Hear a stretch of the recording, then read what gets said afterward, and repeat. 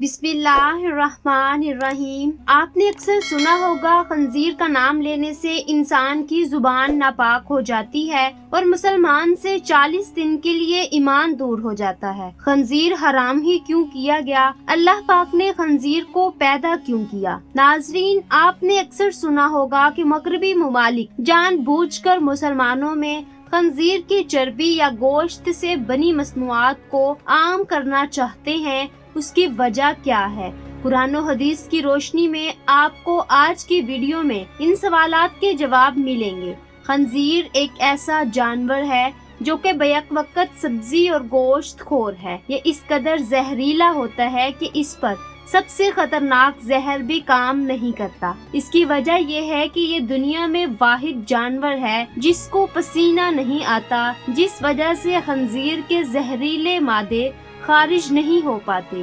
دنیا کا ہر مسلمان یہ تو جانتا ہے کہ خنزیر حرام ہے، لیکن کیوں حرام ہے یہ کم ہی لوگ جانتے ہیں۔ اللہ پاک قرآن پاک میں فرماتا ہے، آپ فرما دیں کہ میری طرف جو وحی بھیجی گئی ہے اس میں تو میں کسی بھی کھانے والے پر ایسی چیز کو جسے وہ کھاتا ہو حرام نہیں پاتا سوائے اس کے کہ وہ مردار ہو یا بہتا ہوا خون ہو یا سور کا گوشت ہو، کیونکہ یہ ناپاک ہے یا نافرمانی کا جانور ہے جس پر ذبح کے وقت غیر اللہ کا نام بلند کیا گیا ہو۔ پھر جو شخص بھوک کے باعث سخت لاچار ہو جائے، نہ تو نافرمانی کر رہا ہو اور نہ حد سے تجاوز کر رہا ہو، تو بے شک آپ کا رب بڑا بخشنے والا نہایت مہربان ہے۔ اس آیت کے علاوہ سورۃ مائدہ کی آیت نمبر 3، سورۃ بقرہ کی آیت نمبر 173 اور سورۃ نحل کی آیت نمبر 115 میں بھی خنزیر کا گوشت کھانا اللہ پاک نے سختی سے منع فرمایا ہے۔ حضرت جابر بن عبداللہ رضی اللہ تعالیٰ عنہ سے ترمذی کی حدیث نمبر 1297 روایت ہے کہ حضور پاک صلی اللہ علیہ وآلہ وسلم نے فرمایا، اللہ اور اس کے رسول نے شراب، مردار، خنزیر اور بتوں کی پوجا کو حرام قرار دیا ہے۔ حضرت جابر رضی اللہ تعالیٰ عنہ کہتے ہیں کہ میں نے پوچھا کہ حضور، مردار کی چربی جو کہ کشتیوں پر ملی جاتی ہے یا چمڑے پر لگائی جاتی ہے، اس کا کیا حکم ہے؟ حضور صلی اللہ علیہ وآلہ وسلم نے فرمایا، وہ بھی حرام ہے۔ اب سوال یہ پیدا ہوتا ہے کہ خنزیر حرام کیوں کیا گیا؟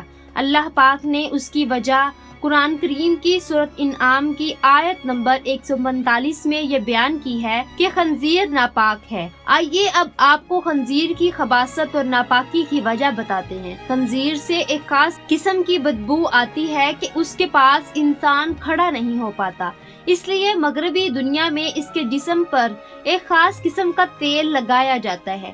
یہ دنیا کا واحد جانور ہے کہ جو دوسروں کی غلاظت کے ساتھ ساتھ اپنی غلاظت بھی کھا جاتا ہے۔ خنزیر اپنی مادہ کے لیے خود دوسرے نر کو پسند کرتا ہے اور ان کو گھیر کر اپنی مادہ کے پاس لاتا ہے اور خود ہی ان دونوں کا ملاپ کرواتا ہے۔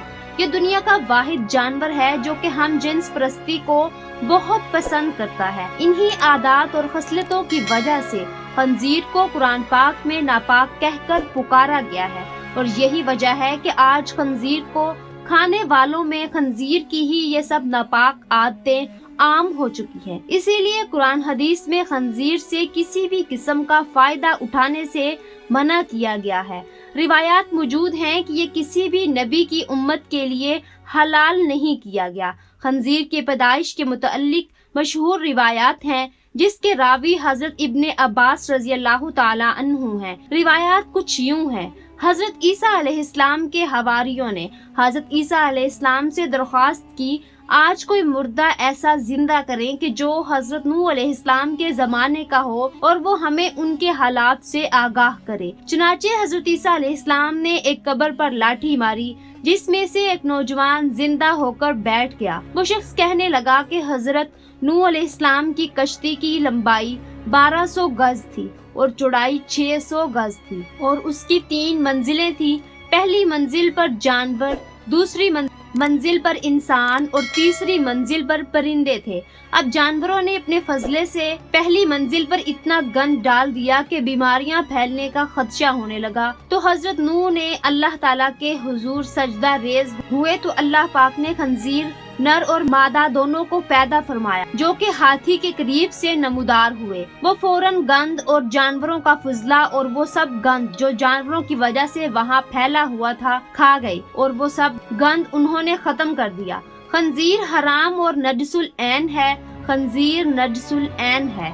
और हजरत नूह अलैहिस्सलाम से लेकर अब तक तमाम अंबिया खंजीर को बराबर हराम ठहराते रहे हैं और उससे कुली इज्तनाब का हुक्म देते रहे हैं। यहाँ तक कि जब हजरत ईसा अलैहिस्सलाम नाजिल होंगे तो वो भी खंजीर को कत्ल कर देंगे। अब बात करते हैं इस जुमले की कि खंजीर का नाम लेने से 40 दिन तक जुबान नापाक रहती है या 40 दिन तक ईमान दूर चला जाता है। आपको बताते चलें ऐसी कोई भी हदीस या रिवायत मौजूद नहीं है, ये बिल्कुल फासिद है। हाँ, उलमा कराम ने इतना जरूर लिखा है कि बिला जरूरत खंजीर का नाम लेने से गुरेज किया जाना चाहिए। अगर नाम लिया भी जाए तो इंसान दायरा इस्लाम से खारिज नहीं होता और 40 दिन तक ईमान से दूर रहने वाली बात की कोई असल नहीं है। जदीद साइंस ने भी खंजीर के गोश्त पर तहकीक के बाद उसे इंसानी जिस्म के लिए मुज़र करार दिया है। नाजरीन, ये बात ज़हन में रखें कि आदम अलैहिस्सलाम को जन्नत से सिर्फ इसीलिए निकाला गया था कि उन्होंने अल्लाह ताला की तरफ से मना करदा दरख्त का फल खा लिया था। हमें उस दरख्त की हुर्मत के मुतालिक कोई वजह मालूम नहीं और ना ही आदम अलैहिस्सलाम को उस दरख्त से ममानियत की वजह मालूम करने की कोई जरूरत थी, बल्कि अल्लाह ताला का मना कर देना ही उनके लिए काफी था। बिल्कुल इसी तरह हमारे लिए और दीगर तमाम मोमिनों के लिए इतना ही काफी है कि अल्लाह ताला ने खंजीर को हराम करार दिया है। अल्लाह से दुआ है कि वो हमें हलाल और हराम को पहचानने की तौफीक अता फरमाए और हम नेक अमल करते रहें और बुराइयों से दूर रहें और रोज़े क़यामत हमें नबी पाक सल्लल्लाहु अलैहि वसल्लम की शिफाअत नसीब हो। आमीन लिखना मत भूलिएगा और इस वीडियो को शेयर करना भी मत भूलें और हमारे चैनल को ज़रूर सब्सक्राइब करें। शुक्रिया।